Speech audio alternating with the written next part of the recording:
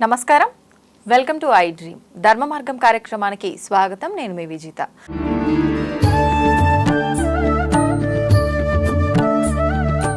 నమస్కారం గురుగారు. నమస్కారం అమ్మా. గురుగారు, రుద్రాభిషేకం చేస్తుంటారు. ఏంటి ఈ రుద్రాభిషేకం విశిష్టత? ఎవరు చేయాలి? అసలు ఎందుకు చేయాలి? అంటే మీరు కొంచెం మమ్మల్ని కదిలిచ్చే ప్రశ్న అడిగారు. రుద్ర అనేవాడు శివుడు, కానీ రుద్ర అనే ఒక పర్సన్ కూడా ఒక వీరుడు. ఆ వీరుడు చేసిన మహాభక్తి పరమాత్ముడిని చేరిన ఒక విలువ. శాస్త్ర గ్రంథాల్లో మనం మాట్లాడితే తల్లి, every lesson is a lesson. అంటే మన దగ్గర రాసిన అన్ని పుస్తకాలు ఒకప్పుడు అనుభవాలే కదా.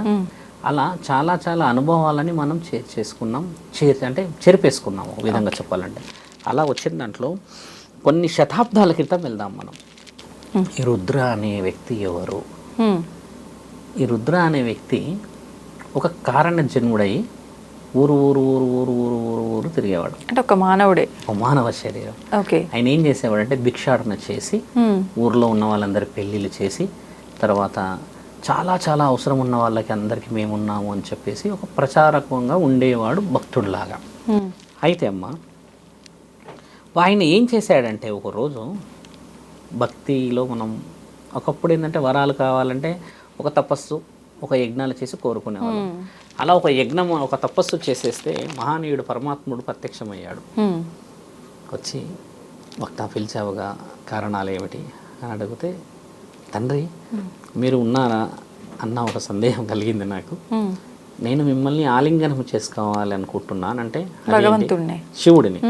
అదేంది ఆలింగనం చేసుకోవడం ఏమిటి? వరాలు కదా, నీవు కోరాలి, ఏదైనా శక్తులు సంపాదించాలి కదా. అంటే లేదు, ఒక్కసారి నేను మిమ్మల్ని ఆలింగనం చేసుకుంటే అదొక్కటి నాకు తృప్తి, అసలు మిమ్మల్ని నేను కలవాలి, చూడాలన్న ఆ కోరిక నాకు ఉండే అన్నప్పుడు, తండ్రి ఇలా అనుకున్నప్పుడు నీ నామాన్ని స్మరించి చేస్తున్న ఈ యొక్క పూజ, మీరు చేస్తున్న ధర్మ కార్యక్రమాలు, నీవు నన్ను మహానీయుడైన మహాత్ముడిని పిలిచి ఒక వరాన్ని కూడా కోరగా ఖాళీ నన్ను ఇట్లా అల్లుకోవాలన్న అల్లిక చేసావు కదా. ఇకపై అంటే రుద్ర అన్న పేరు శివుడిది, ఈయన మానవ శరీరానికి ఉన్న పేరు అది. ఇకపై అభిషేకాలు, ఇకపై మీరు ఏదైనా శాస్త్రీయ గ్రంథాలలో మీరు చేస్తున్న ధర్మ కార్యక్రమాలు ప్రచారం నిమిత్తం భూమండలం మొత్తం పాకుతుంది. మీరు చేస్తున్న ఆ అభిషేకం అంటే ఆయన ఆ రోజు రుద్ర చేశాడు అన్న ఆ అభిషేకము, ఆ రోజు ఆయన చేసిన గొప్ప పనులకి ఈ రుద్ర చేసింది ఆ రుద్ర కోసం అయితే అది రాను రాను రాను రాను రాను ఈ రోజు రుద్రాభిషేకం అయ్యింది. దీన్ని చాలా మంది ఒప్పుకోరు, నేను రుజువులతో పాటు చూపిస్తాను. ఎందుకంటే ఒక వ్యక్తి రుద్రాభిషేకం గురించి మాట్లాడడం ఏంది? రుద్రాభిషేకం అనేది శివుడిదిగా తల్లి. ఇదంతా మాట్లాడేది పౌరోహిత్యం, ఇదంతా మన పురాణాలు చెప్తాయి. అసలు రుద్ర అనే వ్యక్తి ఎవరు, రుద్ర యొక్క చరిత్ర ఏంది అని అంటే అమ్మ, ఆయన వాడిన గుర్రం కూడా 220 సంవత్సరాలు ఉండేనంట భూమండలం. రుద్ర వాడిన రుద్ర అనే వ్యక్తి ఎవరు? అసలు ఆ రుద్ర అనే వ్యక్తి నుంచి ఎందుకు ఈ యొక్క అభిషేకాలు, విలువ, ఈ తంతనాలు ఎందుకు వచ్చాయంటే అమ్మ, అసలు ఏ శాస్త్రంలో ఏంది? మంచిది, చాలా బలమైన రుద్ర అనే విషయాన్ని మీరు పురాణాల్లో చదివితేనే చెప్తారు. శివపురాణం అన్నాం కదా. ఈ రుద్ర అన్న పేరు వెనకాల ఉన్న స్టోరీ మీకు చెప్తున్నాం. రుద్ర అభిషేకం ఎందుకు చేస్తారు? ఇప్పుడు మీ పేరు విజిత అమ్మ, విజిత అభిషేకం ఎందుకు చేయరు? మళ్ళీ శివుడికి రుద్రాభిషేకం ఎందుకు చేయలేదు? రుద్రుడికి రుద్రాభిషేకం ఇలా చేస్తావు తల్లి. గమనించండి బాగా. విజిత అమ్మ ఒక పెద్ద కన్వెన్షన్ పెట్టి మీటింగ్ పెడితే విజిత కన్వెన్షన్ అంటారు కదా. కాబట్టి అక్కడ రుద్ర చేసిన అభిషేకాన్ని పరమాత్ముడు మెచ్చాడు కాబట్టి దానికి పేరు వచ్చింది అలా అని చెప్తున్నాను మీకు. ఏ శాస్త్రంలో ఉన్నదని కాదు. ఇప్పుడు ఫలానా, ఇప్పుడు ఒక ముఖ్యమంత్రి ఒక గొప్ప కార్యక్రమం తీశాడు అనుకోమ్మా, ఆయన హయాంలో వచ్చిందని దాన్నే మనం చెప్తాం. అలా వచ్చిన పేరు యొక్క ఆయన చరిత్ర చెప్తున్నాం. అంటే ఆయన చేసిన గొప్ప పనులు ఏమిటి, ఆయన యొక్క పేరు ఎందుకు వచ్చింది. రుద్రాభిషేకం ఎవరు చెయ్యాలి అంటే, ఎక్కడ మహామృత్యం అంటే నిజముగా హార్ట్ అరెస్ట్ అయినప్పుడు, ఎక్కడైతే కోమాల్లో కూర్చుంటారో, ఎక్కడైతే మనిషి 2 నెలలు 3 నెలలు మంచం నుంచి లేవకుండా, మంచం నుంచి లేవరు. కొంతమంది యుక్త వయసులో ఉన్న వాళ్ళు కూడా, కొంతమంది తెలియకుండా ఏదైనా ఎవరైనా ప్రయోగం చేస్తే దాన్ని కనిపెట్టడానికే జీవితాలు వెళ్ళిపోతాయి. అలాంటి విషయాలమ్మ ఈ రుద్రాభిషేకం చేస్తే ఆ మహానీయుడు రుద్రాని వస్తాడు. అంటే ఎవరు? పరమాత్ముడికి. ఆయన ఒకప్పుడు ఏం చేశాడు అన్న విషయాన్ని కొంచెం వెనక్కి చూస్తే అమ్మ, కొంచెం వక్రీకరించి మాట్లాడాలి. 100 సంవత్సరాలకి ఒక్కసారి మన దగ్గర ఒక వ్యాధి వస్తుండే, మీకు గుర్తుంది కదా. ఒక 100 సంవత్సరాల క్రితం క్షయ వచ్చింది, ప్లేగు వ్యాధి వచ్చింది. తర్వాత కరోనా వచ్చింది అని కూడా ఆ మధ్య వచ్చింది. కరోనా రాలే యాక్చువల్లీ, కరోనా అది కాదు, ఇంకా మనకి ఇంకా వచ్చేది ఉంది వ్యాధి, అది ఇంకా దగ్గరలో ఉంది. ఈ కరోనా అనేది జస్ట్ మానవుల నుంచి వచ్చింది కానీ ప్రకృతి నుంచి రాలేదు. ప్రకృతి నుంచి వచ్చే వ్యాధులన్నీ 100 సంవత్సరాలకు ఒకసారి భూమిని ఫిల్టర్ చేయడానికి వస్తాయి అన్నమాట.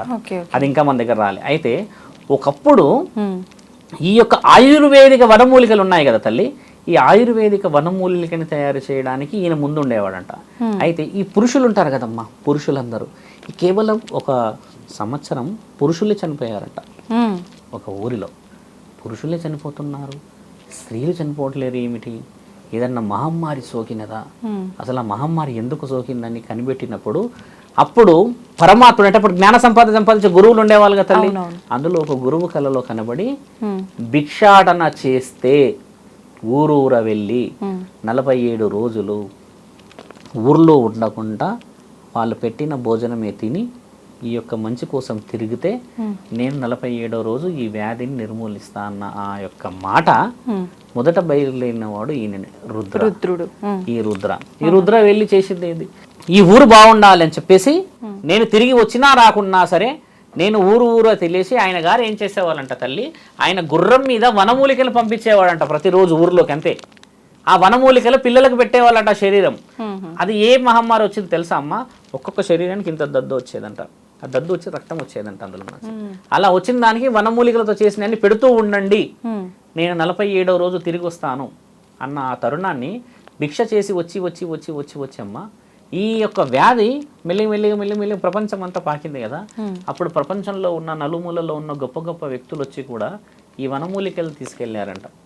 అలా కూడా మా రుద్ర అంటే ఇప్పుడు మీరే ఉన్నారు, మా వాడు ఇంత పెద్ద గొప్ప పని చేశాడు కాబట్టి ఆయన చేసిన పనుల్లో మనందరం సక్సెస్ అయ్యామన్న ఆ తరుణాన్ని రాను చెప్తూ చరిత్ర ఈరోజు మర్చిపోయింది. కానీ అభిషేకం అనేది శివాలయంలో చేస్తారు. ఎందుకంటే శివుడి యొక్క భక్తుడు అయినా శివుడు గెలిచిపోయాడు కదా, భిక్షాటన చేసి ఆ పుణ్యాన్ని సంపాదించిన వీరుడు కాబట్టి శివుడినే గెలిచాడు, డైరెక్ట్గా వచ్చి ఆలింగనం చేసుకున్నాడు కాబట్టి ఆయన విలువలన్నీ ఇప్పుడు శాస్త్ర గ్రంథాల్లో తూడ్చిపెట్టిపడి ఉన్నాయి. కేవలం శివుడి గురించే మాట్లాడతాం మనం. రుద్ర అనే వ్యక్తి శివుడే. కానీ అమ్మా ఒక మాట గమనించి చూడండి, శివుడి పోలికలో ఎవరున్నారు ఈ రోజుల్లో? ఎవరున్నారు శివుడి పోలికలో? ఎవరున్నారు తెలుసా అమ్మా? శివుడి పోలికలో మగ శరీరాలు ఉన్నాయి శివుడి పోలికలో.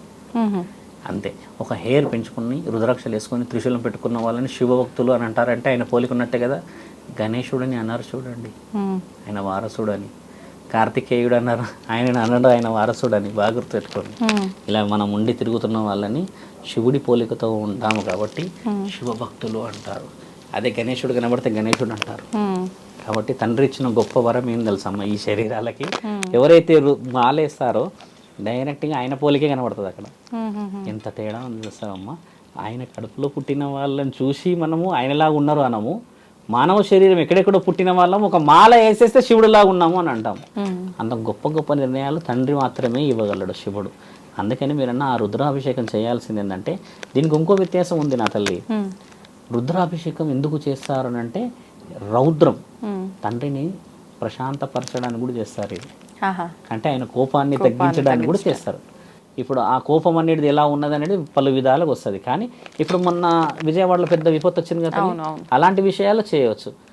ఇప్పుడు శ్రీశైలంలో వచ్చింది, ప్రకృతికి సంబంధించి ఇబ్బందులు, అలాంటి విషయాల్లో ఆయననే కదా అధిపతి. అలా కూడా ఉంది మన దగ్గర. కానీ నేను వెరీ డీపెస్ట్గా చెప్పాను మీకు. అది తల్లి. సంతోషం గురుగారు, చాలా చక్కగా వివరించారు. ధన్యవాదాలు. నమస్కారం తల్లి.